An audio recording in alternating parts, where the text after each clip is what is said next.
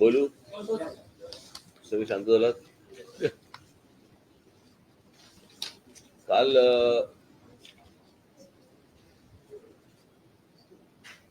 सह्याद्रीला काल सन्माननीय मुख्यमंत्री, सन्माननीय मंत्री दादा भुसे, इतर सर्व त्यांचे अधिकारी आणि या सर्वांची एक काल बैठक झाली.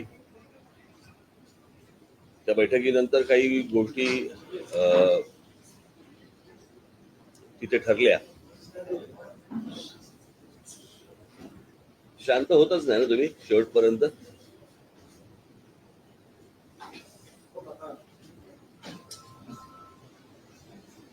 तू खाली बस रे, आता एका ठिकाणी कुठेतरी राहता.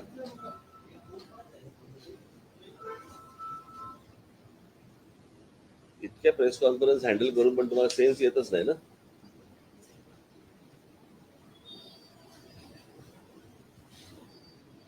काल तिथे सगळ्या काही गोष्टी ठरल्या, परंतु त्या लेखी स्वरूपामध्ये या काही तिथे आल्या नव्हत्या. आणि मग तिथे असं ठरलं की उद्या म्हणजे आज अशी एक बैठक घेऊन त्या सगळ्या लेखी स्वरूपामध्ये तुमच्यासमोर गोष्टी आणणार. ती थोडीशी पार्श्वभूमी तुम्हाला एवढ्यासाठी देतोय मुद्दामून का हा मुळात विषय मी काल 9 वर्षानंतर मी या विषयासाठी सह्याद्रीमध्ये अतिथीगृहामध्ये मी गेलो. मी जेव्हा 9 वर्षापूर्वी गेलो होतो त्यावेळेला ते पृथ्वीराज चव्हाण होते मुख्यमंत्री, आणि त्यावेळेला माझ्यामध्ये मी चुकत नसेल छगन भुजबळ होते, PWD छगन भुजबळ होते. त्याला काही गोष्टी ठरल्या, त्या सुरू झाल्या. मग त्याच्यानंतर पुढे काही परत त्याच वेळेला मला समजलं होतं की साधारणपणे या टोलच्या संदर्भामधली जी काही अग्रीमेंट्स आहेत, सरकारने केलेली अग्रीमेंट्स आहेत, ती 2026ला संपतायत. त्याच्यामुळे ती काय माझ्यासाठी नवीन गोष्ट नव्हती, परंतु त्याच्यामध्ये कोणत्या कोणत्या प्रकारच्या सुधारणा व्हायला पाहिजे होत्या किंवा व्हायला पाहिजेत ह्या ज्या मी सूचना केल्या होत्या. कारण त्यातली काही जी 2000 साली जी काही अग्रीमेंट झाली होती त्या अग्रीमेंटमध्ये देखील काही चुकीच्या गोष्टी आहेत, त्या देखील त्यावेळेला सांगितल्या गेल्या होत्या, आजही या सरकारला सांगितल्या गेलेल्या आहेत. परंतु ती सगळी अग्रीमेंट्स ही सगळी बँकांबरोबर झालेली असल्यामुळे त्याच्यामुळे आता 2026 पर्यंत तुम्हाला काही करता येत नाही. पण त्याच्यामध्ये कोणकोणत्या सूचना किंवा सुधारणा या गोष्टी व्हायला पाहिजे होत्या, ज्या झाल्या नाही किंवा थांबल्या गेल्या, पुढे काही होऊ शकलं नाही. आणि मग पुन्हा तो 9 वर्षानंतर विषय परत ऐरणीवरती आला. तो ऐरणीवरती येण्याचं कारण म्हणजे ठाण्यामधल्या 5 ज्या एंट्री पॉइंट्स आहेत तिथे पैसे वाढवले गेले, आणि आमचा अविनाश जाधव आणि आमचे सर्व सहकारी तिकडे उपोषणाला बसले, आणि परत तो विषय टोलचा ऐरणीवरती आला. त्यास तुम्हाला आठवत असेल तर मी तिकडे गेलो, अविनाशला मी ते उपोषण सोडायला सांगितलं, आणि सोडायला सांगितल्यानंतर मी पत्रकारांशी आपल्याशी सगळ्यांशी बोललो की या संदर्भामध्ये मी 2 दिवसात मुख्यमंत्र्यांशी बोलेन. नेमकं त्याच वेळेला महाराष्ट्र राज्याचे उपमुख्यमंत्री देवेंद्रजी फडणवीस यांनी एक स्टेटमेंट केलं की महाराष्ट्रामध्ये कोणत्याही टोलवरती 4 चाकी वाहनांना 3 चाकी वाहनांना टोलच नाहीये.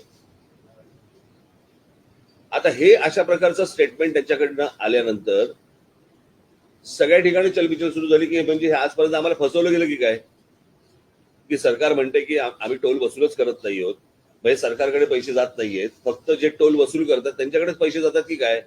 याच्यानंतर काही ठिकाणी आंदोलन झाली आणि वगैरे काही गोष्टी झाल्या. त्या दरम्यान माझं मुख्यमंत्र्यांशी बोलणं झालं आणि कालची वेळ ठरली त्याप्रमाणे आम्ही तिकडे गेलो. परंतु ते नंतर कळलं की ते काय स्टेटमेंट होतं फडणवीसांचं, या टोलच्या हा म्हणजे मुंबईचे एंट्री पॉइंट्स, त्याच्यासोबतच मुंबई पुणे एक्सप्रेस हायवे यासाठी त्या काळामध्ये एक समिती नियुक्त करण्यात आली होती. हे वगळून त्या काळामध्ये इतर टोलच्या संदर्भात तो निर्णय झालेला होता. आता विषय असा आहे की MSRTC, PWD आणि इतर काही जे टोल नाके आहेत याच्यावरती हे आता हे एंट्री पॉइंट आणि एक्सप्रेस वे हे जर सोडलं तर बाकीच्या ठिकाणच्या टोल नाक्यांवरती ह्या 4 चाक्यांना मुभा आहे का टोल न भरण्याचं हे देखील आपल्याला चेक करायला लागेल. या सगळ्या गोष्टी त्याच्यावरती उपमुख्यमंत्री बोलले. आज आमचं इथे जे बोलणं झालंय त्याच्याप्रमाणे कोणकोणत्या गोष्टींच्या सुधारणा या सगळ्या टोल नाक्यांवरती व्हायला पाहिजेत. मला असं वाटतं इथे ते त्याचे ते म्हैसकर आणि ती मंडळी पण इथे आली होती. टोल हा जर समजा तुम्ही घेणार असाल तर लोकांना कोणकोणत्या प्रकारचे तुम्ही तिकडे फॅसिलिटी सोयी सुविधा तुम्ही दिल्या पाहिजेत या संदर्भामध्ये ऍग्रीमेंटमध्येच काही गोष्टी दिलेल्या आहेत ज्याची अंमलबजावणी झाली गेली नाही. मला असं वाटतं मी एक एक विषय तुमच्या समोर वाचतो. त्याप्रमाणे पुढचे 15 दिवस ज्याला आपण अकाउंटेबिलिटी म्हणतो की साधारणपणे दर दिवसाला वाहन संख्या वाढते आपल्याकडे प्रत्येक शहरांमध्ये. आणि ही वाहन संख्या किती वाढते हे मला स्वतः आरटीओ ला माहिती आहे, परंतु वाहन संख्या टोल नाक्यावरनं किती जातात याचा काही आकडा उपलब्ध नाही आणि तेही काही सांगत नाही. त्याच्यामुळे काल सरकारने मंत्री महोदयांनी आज निर्णय घेतला की पुढचे 15 दिवस या सर्व एंट्री पॉइंट्स वरती सरकारतर्फे कॅमेरे लावले जाते आणि त्यांच्याबरोबर आमचे देखील कॅमेरे लागतील पक्षाचे, की जेणेकरून किती गाड्यांची ये जा होते आहे या गाड्या मोजल्या जातील. कारण दर दिवशी जर लोक समजा गाड्यांची संख्या वाढते आहे बरोबर आहे त्याच्यात हे टोल पण वाढवणार आणि गाड्यांची संख्याही वाढणार, म्हणजे हे किती काळ चालू राहणार हे एकदा आपल्याला समजा नागरिक म्हणून आपल्याला कळलं पाहिजे बरोबर आहे. त्याच्यामुळे ही व्हिडिओग्राफी उद्यापासून सुरू होईल बरोबर. करारात नमूद केलेल्या सर्व सोयी सुविधा म्हणजे स्वच्छ प्रसाधनगृह पुरुषांसाठी आणि महिलांसाठी, स्वच्छ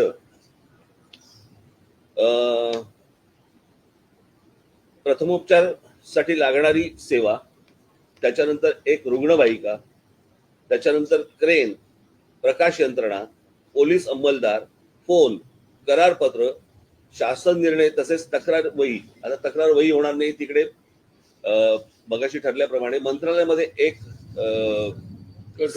सेल उभा केला जाईल की या सगळ्या टोल नाक्यांवरती सीसीटीव्ही फुटेज सीसीटीव्ही कॅमेरे जे लागले जातील त्याची संपूर्ण तिथे मंत्रालयामध्ये वॉच ठेवलं जाईल कळलं का. त्याचबरोबर तिथे एक नंबर दिला जाईल मोबाईल नंबर की या टोल नाक्यांवरती लोकांना काय प्रकारचा त्रास होतोय किंवा काय येतोच आहे पुढे ज्याच्यामध्ये फास्ट ट्रॅक पण येणार आहे विषय, पण काय प्रकारचा त्रास होतोय लोकांना उद्या त्या नंबरवरती मेसेज करून तिथे सरकारला कळवता येईल. आणि ही यंत्रणा MSRDC मध्ये लागणार नाही, ही मंत्रालयात लागेल की कोणकोणत्या प्रकारचे त्रास होतात तिथे लोकांना. तर या सुविधा ज्या आहेत या तात्काळ तिथे सर्व टोल नाक्यांवरती केल्या जातील.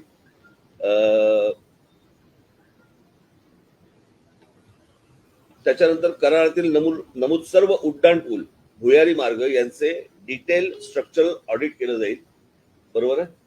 आणि ते आपण ह्यांच्याकडनं करणार IITच्या लोकांकडे नामांकित संस्थेतर्फे IITच्या लोकांकडनं करणार ते.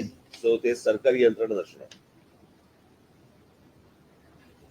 त्याच्यानंतर ठाण्याला जे टोल वाढ झालेली आहे खास करून मी कमर्शियल म्हणत नाहीये, ज्या 4 चाकी वाहनांवरती जी 5 रुपयाची वाढ झालेली आहे हा रद्द करण्याच्या दृष्टिकोनातनं सरकारला 1 महिन्याचा अवधी पाहिजे आणि त्याप्रमाणे ते 1 महिन्याच्या अवधीमध्ये याचा निर्णय करतील असं सांगितलं.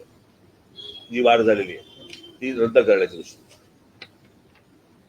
त्याच्यानंतर जी गोष्ट बंद झाली होती ती आता पुन्हा सुरू होईल, ती म्हणजे प्रत्येक टोल नाक्यावरती ती जी येलो लाईन जी पूर्वी होती बरोबर, त्या येलो लाईन मध्ये 200 ते 300 मीटरच्या पलीकडे त्या येलो लाईनच्या बाहेर गाड्या गेल्या तर त्या सगळ्या गाड्या पुढच्या सोडून दिल्या जाणार टोल न घेता. येलो लाईनच्या पुढच्या सगळ्या गाड्या सोडून दिल्या जाणार. 4 मिनिटाच्या पलीकडे एकही गाडी टोल नाक्यावरती थांबणार नाही. त्याच्यासाठी एक्स्ट्रा मला वाटतं पोलीस फोर्स हा देखील तिकडे एक्स्ट्रा लावला जाईल की जेणेकरून ते जे टोल नाक्यांवरती जे बाउन्सर्स किंवा इतर जी पोरं ठेवली जातात आणि जे हमरी तुमरी करतात आणि काय लोकांची जे वेडवाकड वागतात हे याच्यापुढे ठेवले जाणार नाहीत. तिकडे ती यंत्रणा ही पोलिसांमार्फतच राबवली जाईल.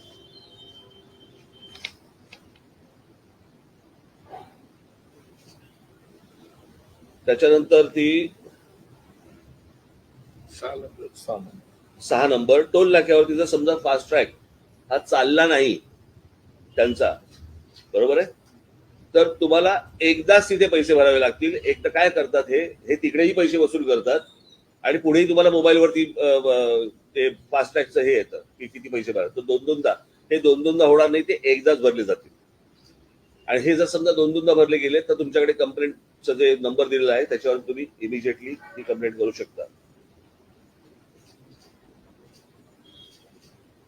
हा, त्याच्यानंतर मोठ्या प्रमाणात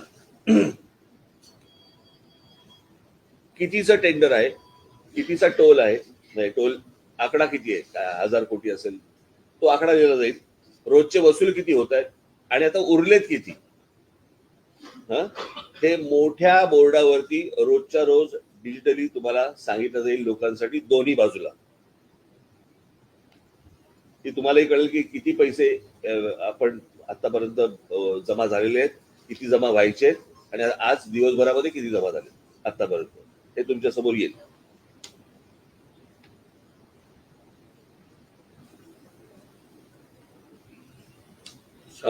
त्याच्यानंतर आनंदनगर टोल नाका ठाण्याचा, ज्याच्यात या सगळ्या गोष्टी सुरू झाल्या. आता ठाण्याच्या लोकांना आनंदनगर टोल नाका क्रॉस करून परत जर समजा ऐरोलीच्या टोल नाक्यावरती असायचं, दोनदा टोल भरायला लागतो.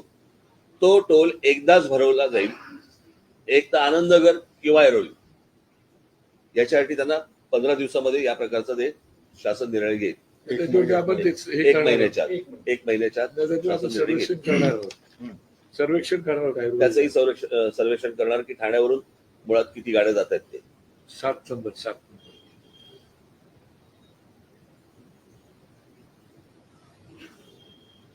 हा, त्याच्यानंतर मुंबई महानगरपालिकेत असणाऱ्या मुलुंडच्या हरिओम नगर परिसरात राहणाऱ्या रहिवाशांसाठी मुलुंड म्हाडा कॉलनीमधून पूल बांधला जाईल आता तात्काळ, की जेणेकरून त्यांना तिथे टोल भरायला लागणार नाही. त्याच्यानंतर संपूर्ण महाराष्ट्रामध्ये आता काय झालंय, महाराष्ट्रामध्ये जे रस्ते आहेत, मगाशी आमचं बोलणं चालू होतं की महाराष्ट्र सोडला आणि इतर राज्यात गेलो की आपल्याला गुळगुळीत रस्ते मिळतात. महाराष्ट्राने काय घोडं मारले, महाराष्ट्रामध्ये आल्यावरती अशा प्रकारची गोष्ट का होते. आणि त्याच्यामध्ये काय आहे, राज्य सरकार, केंद्र सरकार आणि महानगरपालिका, नगरपालिका यांचे एकमेकांशी असलेले जे काही गोष्टी आहेत ह्याची एकत्र बैठक होत नाहीये.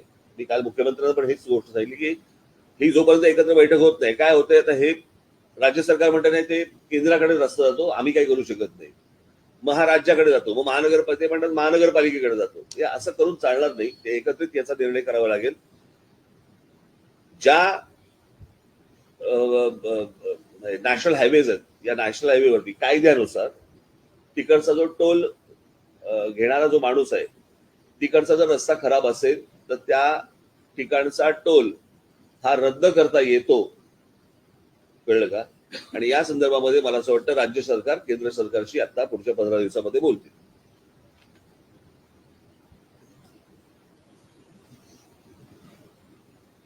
त्याच्यानंतर सार्वजनिक बांधकाम विभागाचे 29 व महाराष्ट्र राज्य रस्ते विकास महामंडळाचे 15 जुने टोल बंद करण्याच्या दृष्टिकोनातून 15 दिवसामध्ये मुख्यमंत्री निर्णय घेतील.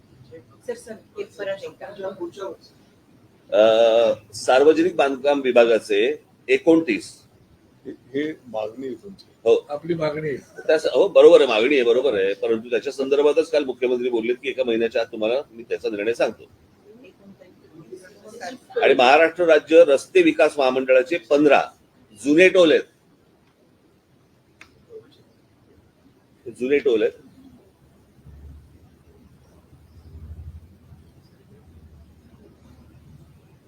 त्याच्यानंतर मुंबई एंट्री पॉइंट, मुंबई पुणे द्रुतगती महामार्ग व राजीव गांधी सी लिंक यांचे कॅग ऑडिट केलं जाईल.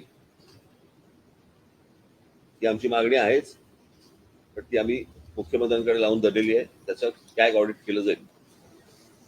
आणि सगळ्यात महत्वाचा म्हणजे लोकांना सर्वात जास्ती त्रास होणारा म्हणजे जी जड अवजड वाहनं आहेत, ही कोणत्याही लेनमध्ये येतात, त्या संपूर्ण वाहनांना याच्या पुढे महिन्याभराच्या आत, हा दादांनी दिलेला शब्द आहे, महिन्याभराच्या आत ते शिस्त लावतील, बरोबर ना.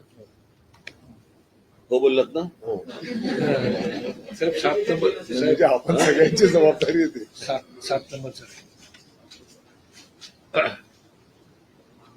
हा, त्याच्यानंतर टोल प्लाझा परिसरात राहणाऱ्या नागरिकांना सवलत मासिक पास उपलब्ध करून दिले जातील. किती? ते करारनाम्याच्या अटी शर्ती जे नियम असतील त्याप्रमाणे त्याप्रमाणे केलं जाईल. ठीक आहे.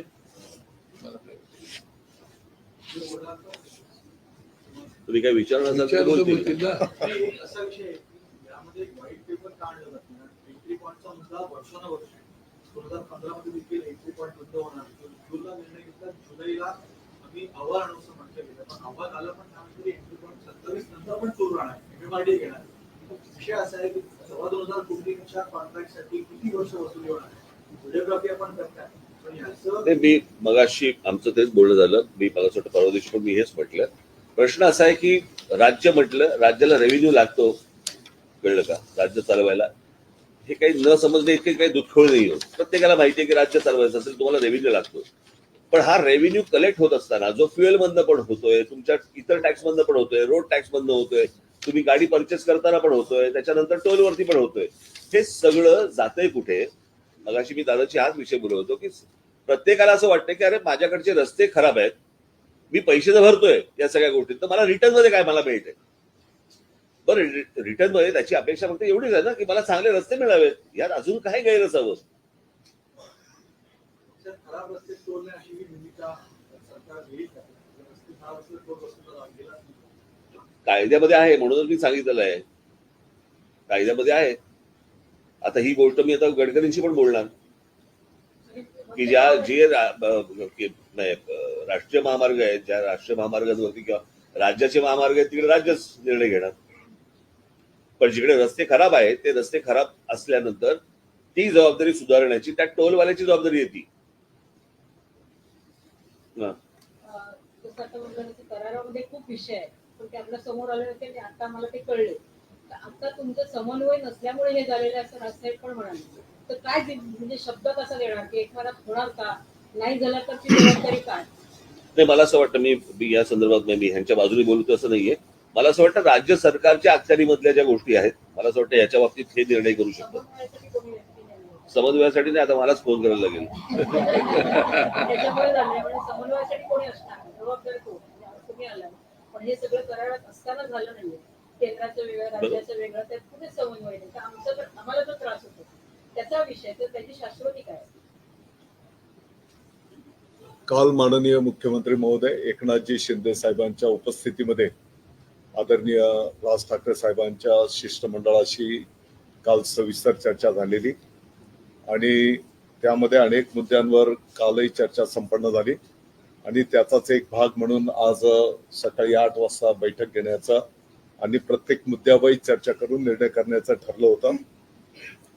माननीय राज साहेबांनी जे काही मुद्दे आपल्या समोर ठेवलेले आहेत, काही मुद्द्यांची अंमलबजावणी आम्ही आजपासूनच त्या कामाला लागणार. काही मुद्द्यांच्यासाठी 1 महिन्याचा अवधी, कारण काही संख्या किंवा आपण आता जसा मुद्दा उपस्थित केला त्या अटी शर्ती करारनाम्यातल्या ज्या ज्या काही आहेत, निश्चितपणे त्याची अंमलबजावणी करणं ही आमची पण जबाबदारी आहे आणि ती आम्ही निश्चितपणे करणार. मला वाटतं की एक सकारात्मक भूमिका माननीय मुख्यमंत्री महोदयांची या सर्व संदर्भामध्ये आहे. काल राजसाहेबांशी पण बोलताना त्यांनी बिलकुल म्हणजे कोणाला पाठीशी घालण्याचा काही याच्यामध्ये विषय नाही. आपण जेव्हा टोल देतो तर साहजिक आहे की त्या सुविधा पण आपल्याला मिळायला पाहिजे, ही भावना असणं काही गैर नाही. आणि म्हणून आता एंट्री पॉईंटच्या सोबतच राज्यव्यापी पण चर्चा त्या ठिकाणी झालेली आहे. ताबडतोबीने आम्ही या विषयांवर मार्गक्रमण करणार. काही गोष्टींमध्ये आता आपली सर्वांची पण जबाबदारी, उदाहरणार्थ आता लेनिंग करणं, आम्ही बोर्ड लावणार एंट्री पॉइंटच्या तिथे किंवा जाताना पण त्या लेन मधनच गेलो पाहिजे, परंतु पुढे गेल्याच्या नंतर त्या वाहन चालकाने पण त्या लेनने चाललं पाहिजे. ही शेवटी एक सामाजिक चळवळ असणार आहे. आम्ही त्याचं प्रबोधन करणार. काही ठिकाणी तर आपल्याला काही कारवाई पण करावी लागली तर तशी पण भूमिका आपल्याला काही ठिकाणी घ्यावी लागणार आहे. आणि म्हणून या संदर्भामध्ये पण सविस्तर चर्चा झाली. नवीन प्रकल्पामध्ये आम्ही कशा या संदर्भातल्या सुविधा केलेल्या आहेत त्याचं पण माहिती आम्ही राजसाहेबांना या ठिकाणी दिलेली आहे. मला वाटतं की सारांश आहे की टप्प्याटप्प्याने तुम्हाला या संदर्भातलं अंमलबजावणी होताना दिसेल. सर मध्यंतरी पण काही प्रायव्हेट व्हेकल्स आता टोल भरणार की नाही भरणार, कारण DCM एका साईडला सांगितलं माझ्यासाठी पण तो धक्काच होता. मी आपल्या माहितीकरता सांगू इच्छितो की त्या एका शब्दाचा आपण होऊ शकतं की एक नॅचरल याच्यातनं त्याच्याकडनं ते शब्द आला असेल, परंतु साहेब आपण जे स्क्रीनवर जी त्यांची पूर्वीची मुलाखत दाखवली तर त्याच्यामध्ये त्यांनी स्पष्टपणे हे पण सांगितलं की बाबा मुंबईचे एंट्री पॉइंट्स असतील, मुंबई पुणे एक्सप्रेस हायवे असेल, यासाठी समिती नेमलेली हे त्यांनी त्यावेळेस पण सांगितलेलं आहे. आणि म्हणून एक मोठ्या प्रमाणात त्या काळामध्ये जे काही मला वाटतं की 50-60 ठिकाणी लाईट मोटर व्हेकल्सला एक्झाम्शन देण्याचा निर्णय झाला होता. आजही मी आपल्याला सांगू इच्छितो की MSRTCच्या पण काही टोलवर लाईट मोटर व्हेकल्सला एक्झाम्शन आहे, काहींना टोल घेतला जातो, ही वस्तुस्थिती आहे. पण रेव्हेन्यू जनरेशन साठी आपण म्हणताय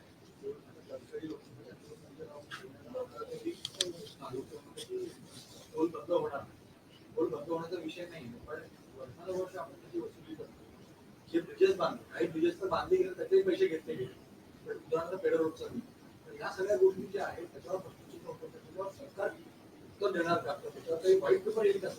मला वाटतं की या सर्व गोष्टींचं प्रारूप 2002 पासून आणि नंतरचा करारनामा 2010 मध्ये, तर त्या काळामध्ये या सर्व गोष्टींचा अभ्यास करूनच निर्णय केला गेलेला आहे.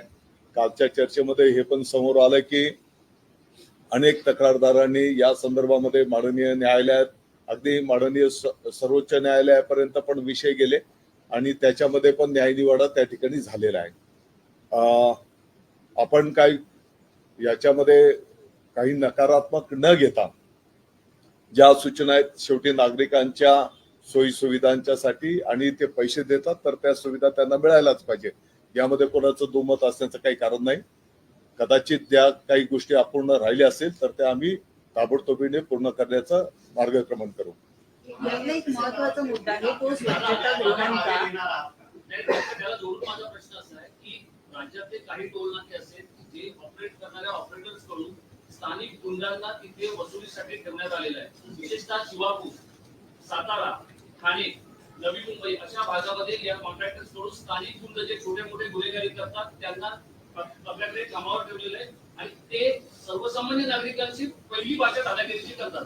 पहिली गोष्ट तर काय केलं जाणार, सर्व त्याचा तपास केला जाणार आहे का त्यांना आपल्या सेवेत घेताना त्यांच्या ट्रॅक रेकॉर्ड सर्व टोल्स वाल्यांना आम्ही सूचना करू की त्यांनी नागरिकांशी वागताना सौजन्याने सन्मानजनक वागलं पाहिजे, अशा प्रकारच्या स्पष्ट सूचना दिल्या जातील.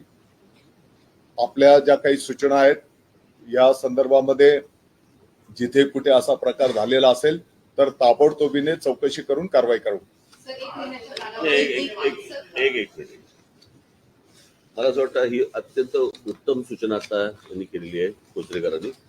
आणि मला असं वाटतं बंद करून टाकू. मला असं वाटतं दादा, ज्या टोल नाक्यांवरती जी लोक बसलेली आहेत त्यांची मला असं वाटतं बॅकग्राऊंड तपासणं गरजेचं आहे आणि ती बॅकग्राऊंड तपासूनच त्यांना टोल नाक्यावरती बसवलं जाईल असं मला असं वाटतं तुम्ही सांगणं आवश्यक आहे. बिलकुल. जे कर्मचारी नियुक्त केले जातील त्यांना चौकशी करून त्यांचं बॅकग्राऊंड तपासूनच त्यांना कामावर घ्यावं असे आदेश दिले जातील. ट्रेनिंग दिलं पाहिजे. सर आणखी एक महत्वाचा मुद्दा की हे जे बहुतेक जे रस्ते आहेत या जेव्हा कॉन्ट्रॅक्ट तयार झाला असेल तेव्हा तिथे किती स्वच्छतागृह असेल याची पण एखादी आकडेवारी त्याच वेळेला तयार झालेली असेल. कालपासून जेव्हा तुम्ही आढावा घेता किती स्वच्छतागृह आहेत आणि किती असली पाहिजे याची काही आकडेवारी आहे का? कारण अजूनही टोल वसूलला जातो, विशेषतः महिलांसाठी स्वच्छतागृह कुठल्याच रस्त्यांवर नसतात. ताई, आम्ही या संदर्भामध्ये पण आता चर्चा केलेली आहे. स्वच्छतागृह आणि ते पण स्वच्छ असले पाहिजे हे सूचना केली गेलेली आहे. त्याला थोडस आपल्याला जागेचं पण लोकेशन वगैरे जिथे उपलब्ध आहेत तिथे केलेलंच आहे. कमी अधिक असतील, परंतु आपल्याला अपेक्षित त्या सोयी सुविधा तुम्हाला महिन्याभराच्या आत दिसून येतात. एकच मिनिट. अजून एक सगळ्यात महत्वाची गोष्ट म्हणजे मी आताच मुख्यमंत्री आपल्या मंत्री महोदयांशी बोललो मी की जो कॉन्ट्रॅक्टर तिकडे असेल, जो टोल वसूल करणार आहे, त्यांनी ती स्वच्छतागृह त्यांनी उभारलीच पाहिजेत. बरोबर आहे. पण आम्ही आमच्याकडनं प्रत्येक टोल नाक्याला आता या खास करून या एंट्री पॉइंट्सला, कळलं का, आणि मुंबई पुणे एक्सप्रेस हायवेला आणि कुठे जेवढं शक्य होईल तसं असं प्रत्येक एंट्री पॉइंटला आम्ही जाताना आणि येताना अशी 2-2 आम्ही काय म्हणतो स्वच्छतागृह आम्ही कंटेनर मधनं साधारणपणे महिलांसाठी 10 आणि पुरुषांसाठी 10 असं एका बाजूला, दुसऱ्या बाजूला पुरुषांसाठी 10 आणि महिलांसाठी 10 असं हे आमच्यातर्फे आम्ही देणार आहोत. सर, 1 महिन्याच्या कालावधीत सरकारकडून दिलेली आश्वासनं जर पूर्ण झाली नाही तर तुम्ही पुन्हा मनसे स्टाईल आंदोलन करणार का? 1 महिन्यात पूर्ण झाले म्हणजे काय करायचं? मी बातम्यांसाठी म्हणून आंदोलन नाही करत, कळलं का. लोकांना सुखसुविधा मिळणं गरजेचं आहे. हे एका स्टेटमेंट मधनं या सगळ्या गोष्टी उभ्या राहिल्या, बरोबर. अन्यथा फक्त ठाण्याच्या फक्त वाढलेल्या 5 रुपयाचा विषय होता, बरोबर की नाही. 2026 पर्यंतचा करार आहे. मला तेव्हाच माहिती होतं ना. मला असं वाटतं ही गोष्ट नीट समजून घेणं गरजेचं आहे. अनेकांच्या डोक्यामध्ये काय काय गोष्टी चालू असतील आता ह्याचीही मला कल्पना आहे, कळलं का, की ह्याचं बरोबर रिपोर्टिंग कशा प्रकारे करायचं त्याची उत्तर मी काढून ठेवलेलीच आहे. पण मला असं वाटतं आपण नीट ह्या गोष्टी समजून घेणं गरजेचं आहे. ज्या ठिकाणी गरज लागेल त्या ठिकाणी त्या प्रकारची आंदोलनं होतील. एक प्रश्न आहे की आता जसं मनसे पुढाकार घेते आणि चांगली गोष्ट आहे, पण तुम्ही म्हणाल तसं लोकसहभाग असला पाहिजे. त्याच्यासाठी वेगळं काय करणार आहात? जसं जाहिराती बाकीच्या बाबतीत आपण करतो तसं जनजागृतीसाठी आपण लोकांचा पण सहभाग वाढवला गेला नाही, आता लेनिंगच्या संदर्भामध्ये साईन बोर्ड्स लावणं, त्या लेन मध्ये ती वाहनं कशी लागतील यासाठी मनुष्यबळ उभं करणं. आता नवीन जे प्रकल्प आपण केलेले आहेत की किती स्पीडने त्या ठिकाणी ते वाहन चाललं पाहिजे, ते जर जास्तीच्या गतीने नियमापेक्षा जास्ती चाललं तर त्याला आम्ही त्याचं प्रबोधन पण, आता समृद्धी महामार्गाचं उदाहरण देतो, तिकडे त्यांना आम्ही एक स्वतंत्र प्रबोधन कक्ष केलेला आहे की त्याला आम्ही सगळं समजावून सांगतो. मला वाटतं की हे एक जन आंदोलनचा पण एक तो भाग असणार आहे. कारण आम्ही पाहतो की कधी कधी एक 2 व्हीलर मोटरसायकलवाला पण पहिल्या लेनने चालतो, हेवी व्हेकल पहिल्या लेनने चालत आहे. म्हणजे काय होतं, आता तुम्ही जर समजा टोल नाक्यावरती पण जर बघितलं तर कुठच्याही ट्रक कुठच्याही लेनमध्ये शिरतात आणि सगळ्या गोष्टी जॅम करून टाकतात, बरोबर आहे. तर हे पहिल्यांदा टोल वरती जर समजा पहिल्यांदा नियंत्रण आलं तर मला असं वाटतं हळूहळू या गोष्टींची सवय लागेल. सर, येलो लाईन बद्दल कशा पद्धतीची यंत्रणा आपण राबवणार? आता जसा आपला निर्णय झालेला आहे की त्या टोलच्या पासून 200 ते 300 मीटर पर्यंत आणि ते वाहन 4 मिनिट पेक्षा जास्त थांबायला लागू नये या दृष्टिकोनात यापूर्वी पण या संदर्भातली अंमलबजावणी झालेली आहे. त्याची अंमलबजावणी कदाचित मध्यंतरी थांबली असेल ती परत करणार. गाड्यांना सोडलं जात नव्हतं येलो लाईनच्या मागे असले काही दिवस काल माननीय मुख्यमंत्री महोदयांनी या संदर्भामध्ये स्पष्टपणे सूचना आदेश दिलेल्या आहेत. काही दिवस आमची पण नजर असेलच. एमएसआरडीसीचे प्रमुख आहेत. आतापर्यंत IAS अधिकाऱ्याला 7 वेळा निवृत्तीनंतर बढती देण्याचा हा एमएसआरडीसीचा रेकॉर्ड आहे. 30 ऑक्टोबरला ते निवृत्त होणार आहे. या त्यांच्या एकाच अधिकाऱ्याच्या एकाच जागेवर बसण्यामुळे टोलच्या संदर्भातल्या समस्या सुटत नाहीयेत असं रस्ते आणि पायाभूत सुविधांवर काम करणाऱ्या काही तज्ञांचं म्हणणं आहे. हे 30 ऑक्टोबरला निवृत्त होणार का, माझा एक स्पेसिफिक प्रश्न. आणि जर ते मला वाटतं की आजचा आपला जो प्रमुख विषय आहे,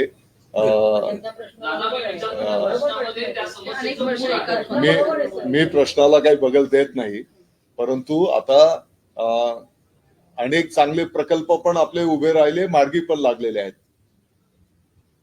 आणि ज्या काही अंमलबजावणी झाले त्या नियम कायद्याच्या चौकटीत झालेल्या आहेत.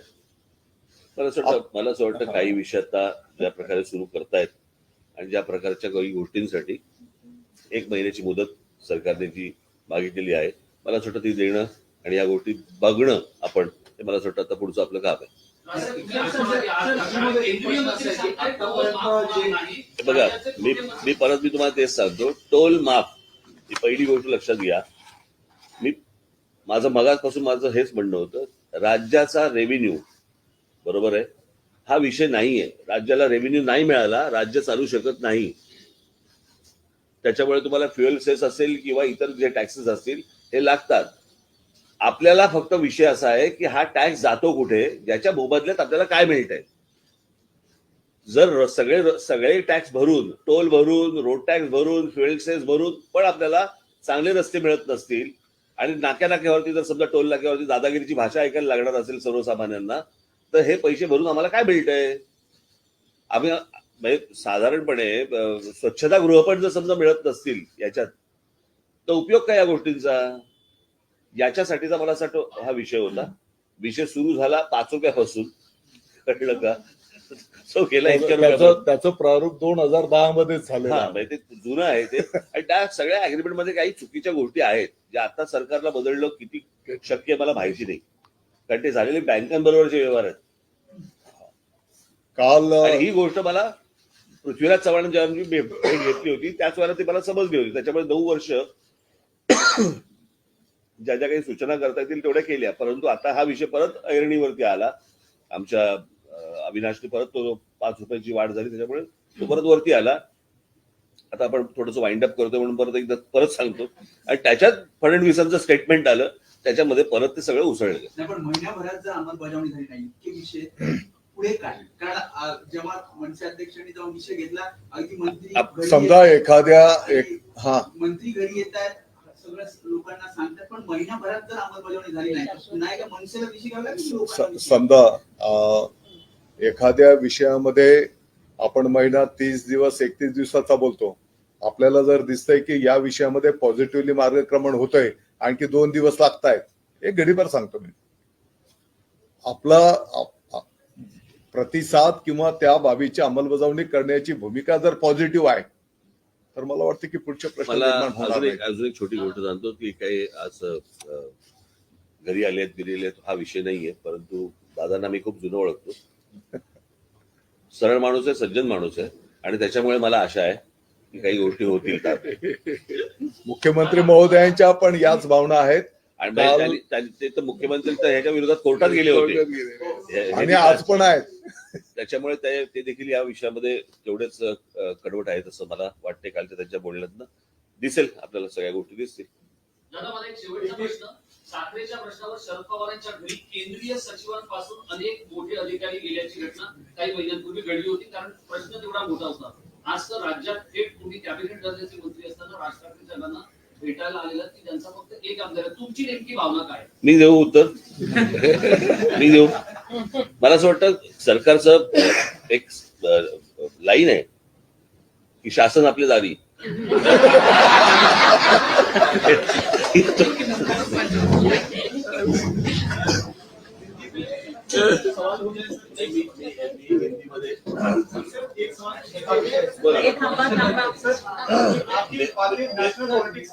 मेरा तोड़का मोड़का हिंदी में बोलूंगा. मुद्दा आपका जो 9 साल से आप लगातार पॉलिटिक्स में बहुत मन करता है. Thank you so much sir. कल आपकी मुख्यमंत्री से बड़ी मुलाकात हुई है. पिछले 9 सालों से आप टोल को लेकर महाराष्ट्र और मुंबई के लगातार आवाज उठा रहे. आपकी पार्टी भी अलग तरीके से हमेशा से आंदोलन करती रही है. क्या निष्कर्ष निकला है सर? महाराष्ट्र के कैबिनेट मंत्री भी आज आपके घर पर आए थे, बैठक हुई है. क्या पॉइंट्स पर जो है चर्चा हुई है और क्या निष्कर्ष निकला? नहीं, मुझे लगता है कि जो पॉइंट्स निकाले हम लोगों ने वो मैं पर्ची आपके पास दे दूंगा, वो आप हिंदी में ट्रांसलेट करके आप लोगों को बता देना. लेकिन ये 9 साल से ये मुद्दा हम लोग उठा रहे हैं. 9 साल हुए. उसके पहले हम लोग श्री पृथ्वीराज चव्हाण जब चीफ मिनिस्टर थे उनके पास हम लोग गए थे. उसी वक्त हमको पता चला था कि ये 2026 तक का मामला है कि एग्रीमेंट हो चुका है सरकार का और बैंक का. बात यह है कि लोग पैसे भर रहे हैं, टोल भर रहे हैं, फ्यूल पे सेस भर रहे हैं, रोड टैक्स भर रहे हैं, व्हीकल टैक्स भर रहे हैं, सब कुछ भर रहे हैं, उसके बावजूद लोगों को जो जिस तरह की फैसिलिटीज मिलनी चाहिए वो मिल नहीं रही है, बराबर है। और लोगों की जो मांग है, अभी ये एक्चुअली ये जो शुरुआत हुई थी वो थाना में जो 5 रुपए और बढ़ा दिए गए, उसके ऊपर हमारे अविनाश यादव और हमारे जो महाराष्ट्र सैनिक है उन्होंने जो आंदोलन किया उसके ऊपर ये शुरुआत हुई। उसके बाद जब महाराष्ट्र के उप मुख्यमंत्री जो देवेंद्र फडणवीस जी है उनका एक स्टेटमेंट आया कि 4 व्हीलर्स के ऊपर किसी भी टोल पे टोल है ही नहीं, तो हमें समझ में नहीं आई बात कि भाई सरकार को पता नहीं है कि टोल ले रहे हैं और सरकार बोल रही है कि किसी भी टोल के ऊपर टोल नहीं ले रहे 4 व्हीलर्स के ऊपर। तो इसलिए ये सारी चीजें उभर कर आई और सामने आ गई कि भाई ये हो क्या रहा है। फिर मैं वापस हम लोग कल मुख्यमंत्री जी के पास गए, उनके साथ बातचीत हुई और फिर कौन सी इन सारी चीजों में सुधारणा होनी चाहिए इसके ऊपर हमारी बात हुई और उसमें 10-15 मुद्दे निकले हैं वो मैं पर्ची आपके पास देता हूँ, वो ट्रांसलेट करके आप मुझे लगता है लोगों को बताइए। सर, टोल के साथ साथ बदहाल सड़कों का भी एक मुद्दा आप लगातार उठाते रहे हैं। मुंबई गोवा हाईवे सबसे बड़ा उसका उदाहरण है, आप हमेशा से उसके लेकर आवाज उठाते रहे। टोल बराबर लोगों से भरे जाते हैं लेकिन रोड की जो हालात है जी बिल्कुल, वो सही तरीके वो से हर नहीं बन रहे हैं। बिल्कुल, ये कल मैंने मुख्यमंत्री जी से भी कहा कि हम लोग जब महाराष्ट्र छोड़ते हैं तो बहुत अच्छे रास्ते मिलते हैं हमें, तो महाराष्ट्र में क्यों नहीं मिल रहा है? यदि महाराष्ट्र में देखा जाए तो डीजल और पेट्रोल के रेट भी ज्यादा है, बराबर है, उसके बावजूद अगर हमें ये सारी फैसिलिटीज नहीं मिल रही है तो क्या करना चाहिए? तो अभी कुछ चीजें हैं जिन्होंने अभी मंत्री महोदय दादा यहाँ पे आए थे तो उन्होंने कहा कि कुछ चीजें अभी शुरू कर देंगे वो, और कुछ चीजों के लिए उनको 1 महीने का वक्त उनको चाहिए। तो मुझे लगता है कि हमें जरूर देना चाहिए, क्योंकि जैसे नितिन गडकरी जी ने कहा था कि टोल कभी खत्म नहीं होगा, अभी कभी खत्म नहीं होगा का मतलब क्या है मुझे पता नहीं, लेकिन एग्रीमेंट के हिसाब से 2026 को ये खत्म हो रहा है। आगे देखते क्या होता है। सर, टोल पर बाकी बस मैं इतना ही हिंदी था।